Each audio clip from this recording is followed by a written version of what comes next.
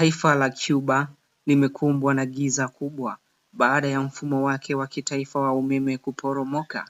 tukio linalosababisha takribani watu milioni 10 hadi 11 kukosa huduma ya umeme kwa wakati mmoja. Kwa mujibu wa shirika la taifa la umeme, hitilafu hiyo ilitokana na kukatika kwa mfumo mzima wa usambazaji, hali iliyosababisha kile kilichoelezwa kukatika kwa umeme kwa nchi nzima. Taarifa zinaeleza kuwa tukio hilo ni miongoni mwa matukio makubwa zaidi ya kukatika kwa umeme kuwahi kutokea nchini humo katika kipindi cha miezi ya hivi karibuni,